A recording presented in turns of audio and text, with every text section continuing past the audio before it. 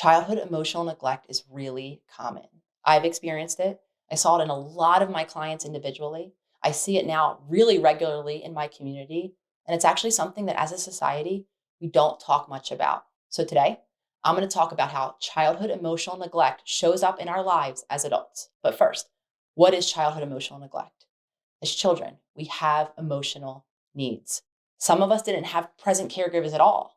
Others had physically present caregivers who were able to care for us physically, but they were not able to attune to us emotionally, to sense when we were stressed or upset, and help soothe those overwhelming emotions.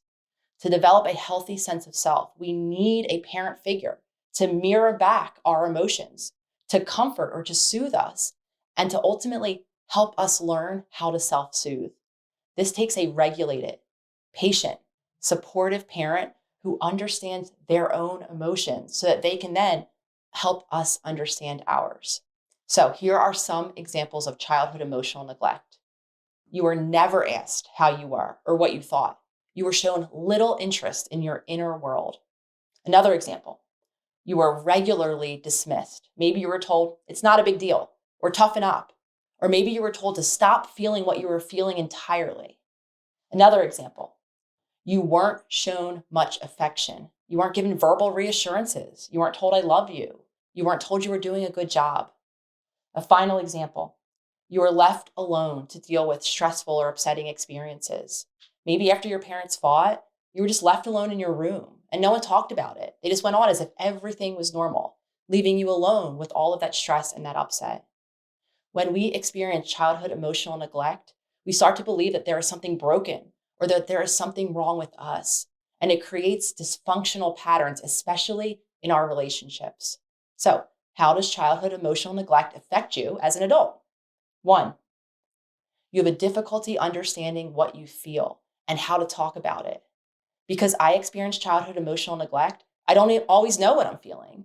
And if I do know what I'm feeling, I feel really uncomfortable expressing my emotions.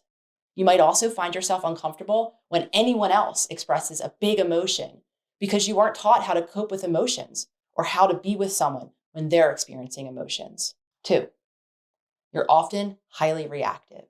When you don't know how to cope with your emotions, you can become emotionally reactive really easily. You might become really defensive when someone shares with you how they feel or what they experienced because you feel like you're being personally attacked.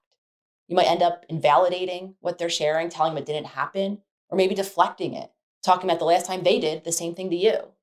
This is likely how you witnessed or experienced your parents dealing with their emotions. And so you continue that same pattern. Three, you struggle being transparent. You really struggle letting people in and sharing your inner world. So you might end up telling white lies, leaving certain things out, or feel like you need to hide things in general. This makes sense because you were often invalidated as a child when you shared how you felt or were told that things weren't a big deal. So hiding things or keeping things extremely private actually helps you feel safe. But on the other hand, it can also cause issues in your relationships because letting people in and being transparent is the foundation of healthy, supportive relationships. Four, you're a people pleaser.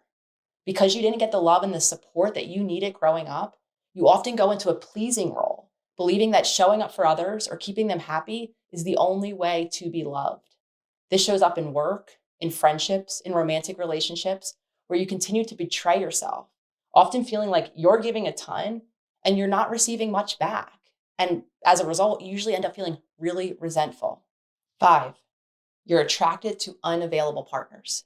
Are you in relationships with people who are available, who support you emotionally, and who you can depend on? Or are you with people who downplay your experiences and leave you feeling like you're getting emotional breadcrumbs? Who you seek as romantic partners comes from what you experienced growing up. You will subconsciously be drawn to people who are emotionally unavailable because that's what you've experienced. And that's where you'll feel the most comfortable. If these things feel like you, know you're not alone. A lot of us didn't get our emotional needs met as children. And as an adult, we can work on breaking these patterns, on learning to understand how we feel, and starting to create healthy relationships for yourself and for others. If you resonate, I'd love to hear your experiences in the comments.